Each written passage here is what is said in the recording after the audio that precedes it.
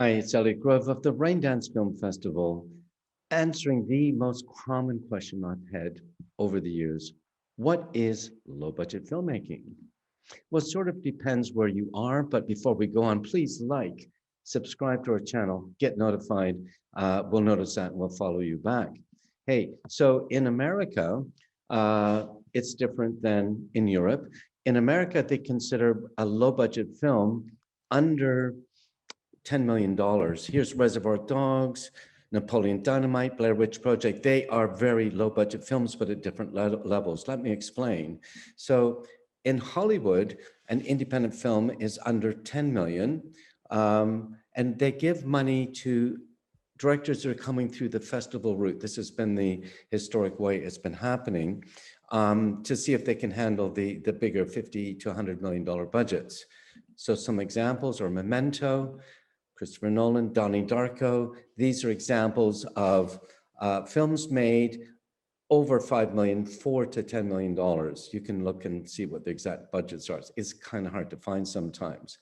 The next low budget film is the so-called $1 million, million euro, million pound film, made for about $1 million. Again, usually, especially in Britain, with industry money. Now, Rocky was done some time ago, under $1 million. So was Saw, both extremely successful films that spawned franchises. That should be another topic, shouldn't it?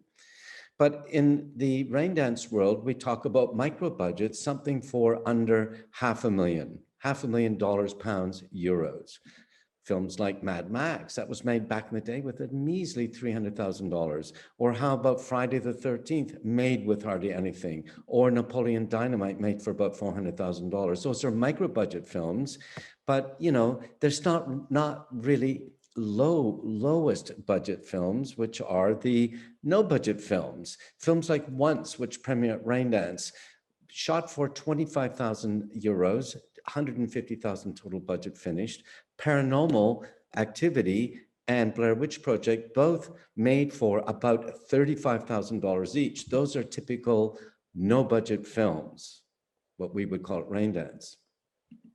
Now, when you get your budget together, you have some choices to do when you're budgeting a no budget film or a low budget film. First of all film budgets are divided in half: above the line, below the line. Above the line is the so-called talent, writer, director, producer, actors. Below the line, all the stuff and all of the other people you need to make your film. So how we do it here at Raindance is we decide how much cash we've got. We usually start with zero because that's the easiest check to write.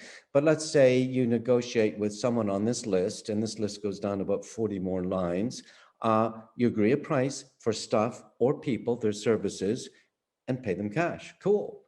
But when you don't have cash, what we do is we agree a price for the stuff or the people, and we agree the number, the amount of money it's worth to pay them later out of profit, if anything.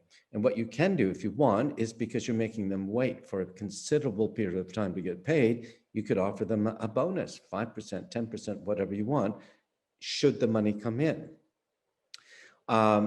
Or in kind, what that means is you do product placement. You will go to a camera rental facility and say, I will promote your camera or your facility within the movie by showing it, and then maybe you can get stuff for free.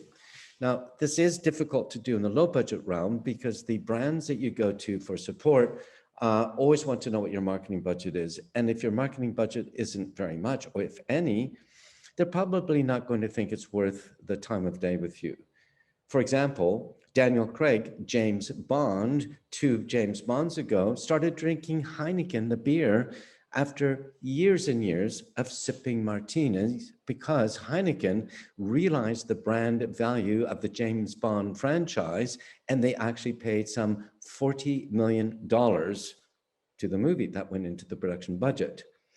So that's a quick summary of my thoughts on low budget films. And remember, at Raindance, we do not teach filmmaking. We make filmmakers. Share with your friends. See you again real soon.